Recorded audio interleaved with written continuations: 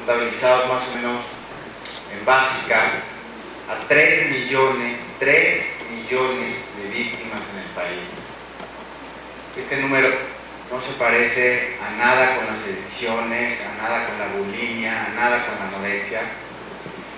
3 millones o este número es muy engañoso. ¿Por qué? Porque muchos otros tantos estudiantes seguramente no han dicho, no se conocen sus casos. Entonces, ¿cuáles las estrategias que hay que seguir? La primera y más importante es hacer conciencia de la verdadera naturaleza de lo que es el proceso. Hay muchos paradigmas alrededor, todavía hay muchísimos padres de familia, muchísimos alumnos, incluso maestros, que se me acercan y me dicen: oye, ¿pero qué esto no ha existido toda la vida? Pues sí, me queda claro que toda la vida ha existido. Si ustedes se acuerdan, los adultos se acuerdan, junto tenían un compañero que tenía un apodo y el de enfrente le molestaban y el de atrás le escondían la mochila y demás. Pero esto no exime las consecuencias graves tanto en las víctimas como en los agresores. El que tenga toda la vida de existir no quiere decir que no pasa nada. Imagínense que también hay padres de familia que se me han acercado a decirme que hasta está bien que les pase un poco a sus hijos para que se curtan a la vida.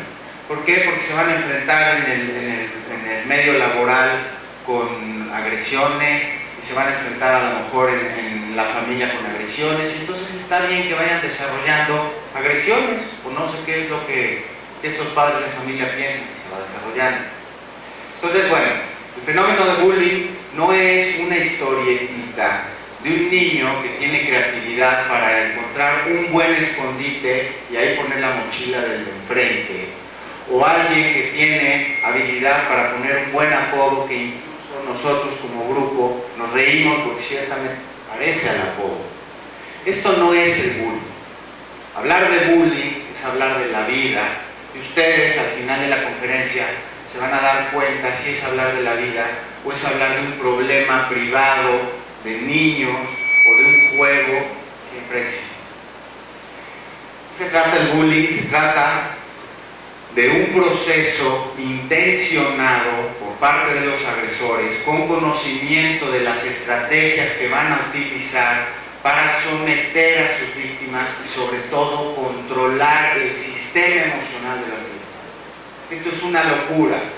Es un poder que ejerce el agresor sobre la víctima, y casi perrito le va tronando los dedos y va diciéndole o le va dando instrucciones de: ahorita quiero que generes pensamientos autodespreciativos, ahorita quiero que te creas que eres un inútil, que eres una basura, que no sirves para nada, ahorita quiero que te deprimas, quiero que te enojes. Es decir, los agresores se van hasta el fondo para controlar el sistema emocional de sus víctimas y sobre todo para distorsionar la percepción que tiene el grupo de este agresor y empiecen a creerse que es efectivamente el líder, el popular, el poderoso, a quien hay que parecerse, y si no, por lo menos a quien hay que pertenecer a su bola al costo. En la adolescencia se habla mucho de esta necesidad de pertenencia. Los agresores son tan inteligentes que saben perfectamente usar esa necesidad. Y es algo así, una expresión que usaba ahorita la licenciada, a nivel de cancha es como: quieres pertenecer a mi bola, entonces me boleas los zapatos, o me das el dinero de tu lunch, o me haces esto, o vas y le haces esta agresión al compañero o a la compañera tal. Este proceso es un proceso que no tiene nada que ver con el fuerte y el débil en una situación de los hombres malos son los que golpean a las pobrecitas mujeres. Hoy en día las mujeres están controlando las escuelas, el porcentaje de control de las mujeres está siendo mucho mayor que los hombres. Y no es un proceso en donde el fuerte se come al débil, porque ahora hay niños de segundo, de tercero de primaria que están controlando y están sometiendo a niños de sexto de primaria. O niñas que están controlando y sometiendo a niños o niños a niños. No es una cuestión de feminismo y de los hombres y las mujeres y esta dicotomía que se usa en muchísimos términos. El bullying no es tampoco, aunque sí pertenece a la violencia física, pero el porcentaje, hablando de este fenómeno, es lo menos. este agresor rudo que anda en los pasillos tronando dedos y amenazando y diciendo que es amigo del barrio y de aquí y allá y que ahora tiene que hacer lo que él diga, hablando como calidad de agresor, es uno de los que menos alternativas se encuentran, de los menos creativos. El bully, el peligroso, es quien se establece en una relación de control y a lo mejor empieza en primero de secundaria y se establece en los 3 años de secundaria y las autoridades educativas no se dan cuenta. ¿Por qué no se dan cuenta? ¿Porque son tontos o porque no tienen ganas de darse cuenta? Por supuesto que no. No se dan cuenta precisamente por la complejidad y por la invisibilidad de las estrategias que tiene un agresor. Entonces, para entender verdaderamente la naturaleza de este proceso, es muy importante saber qué es un agresor de bullying o un bully y qué es una víctima. Un agresor de bullying es alguien que de manera consciente crea todo un plan estratégico para lograr los 2 objetivos que les estaba comentando. Muchos padres de familia me preguntan, pero este niño, este chiquitín de 11, 12 años, ¿de veras sabe lo que está haciendo? No nada más sabe, sino usa la estrategia correcta, en el momento correcto, enfrente de la gente correcta y sabe qué es lo que va a conseguir. Son estrategias conscientes, son estrategias deliberadas. No es una cuestión de un problema privado entre Juan y Pedro, en donde Juan le cae mal a Pedro y entonces Pedro es chistoso y lo empieza a molestar y empieza a contar chistes de él. El bullying es un proceso que incluso tiene 4 fases. La primera fase, que es uno de los recursos más poderosos del agresor, es la fase de vincularse. Entra una niña nueva a una escuela y está una agresora y la mide y va y se vincula con ella y le ofrece como una protección. Vente, yo te presento a mis amigas, yo te digo cómo es la escuela, yo te digo de quién te tienes que cuidar, qué profesor es el barco, qué profesor es el exigente, cómo moverte aquí en la escuela.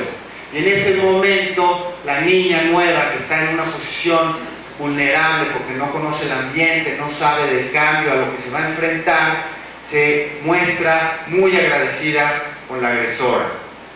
Y la segunda fase, ¿cuál es? La segunda es entrar en conflicto. Cualquier cosa que haga esta niña, absolutamente puede ser un detalle mínimo, puede ser que organizó una fiesta, invita a todas y a la última que le llega la invitación es a la agresora, y eso es suficiente para que la agresora lo use y sobre todo consiga un permiso social para entrar en la fase de acoso. Es algo así como, ¿cómo es posible que yo, que fui la primera que me acerqué, que le presenté a mis amigas, que la protegí, que la cuidé, que la cuidé, que le ofrecí, así como todo lo que yo tengo en la escuela, y a mí no me quería invitar, o soy la última la que me quiere invitar? Y entonces fíjense muy bien el poder, en dónde radica el poder del agresor. En ese momento el mismo grupo le otorga un permiso social que se llama para poder entrar en conflicto. Es algo así como, ya me convenciste, ¿cómo es posible que te haga eso a ti? Porque yo estuve presente cuando ella o cuando tú fuiste a protegerla y a jalarla y a presentarla y demás. Y entonces, como es una grandísima traicionera, ya pueden entrar en la fase de acoso. Y esta fase de acoso es bien importante transmitirles que los agresores no se cansan.